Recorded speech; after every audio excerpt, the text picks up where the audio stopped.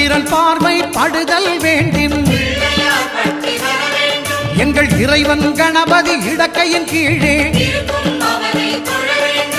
புத்திர பாக்கியம் தருகிற பகவான் சுக்கிரன் அங்கே குடியிருப்பான். அவன் கற்பக கடவுளை கண்டவர் தமக்கு பொன் பொருள் அள்ளி கொடுத்திடுவான்.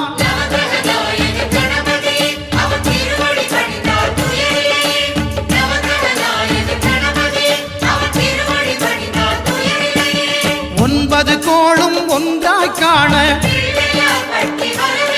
அங்கு கற்பகம் என்னும் கடவுளின் மெய்யில்